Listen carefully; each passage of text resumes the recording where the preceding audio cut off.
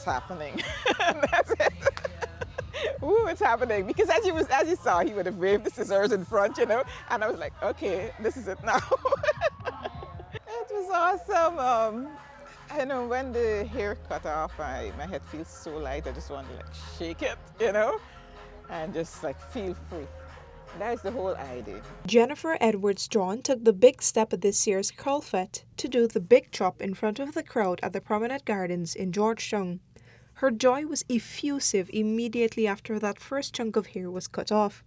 But as she reflected on what happened, that big decision finally materializing, Edwards-John had sobering sentiments to share. The thing about it is that whether your hair is long or short, the decision is about you at the end of the day. It's not about John Public or, you know, if they like me, if I cut it off or if it stay long. No, it's about you. You must feel comfortable in your own skin. With whatever you do, it's all about you at the end of the day. The next day, Edwards-John underwent a complete transformation and showed her new look to the Curl Fete crowd.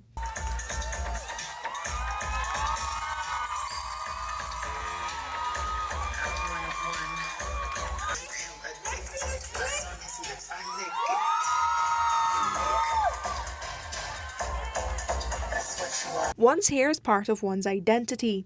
It is a feature that should make you feel beautiful and comfortable. At least, that's what Tamika Henry Fraser believes.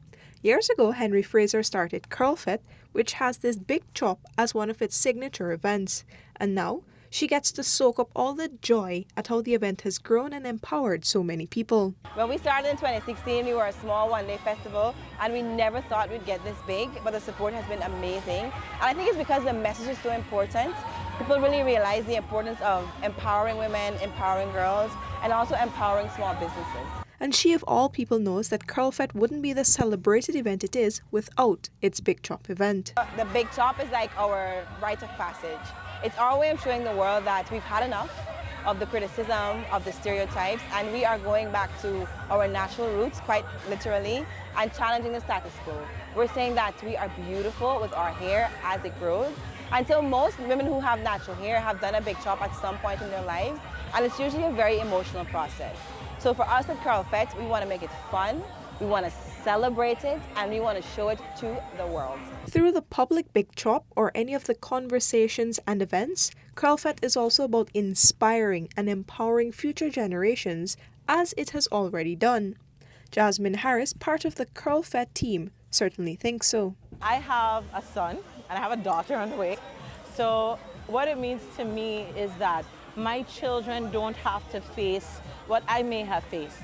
Because even in the working world, I would have faced personally, oh, your hair is too messy.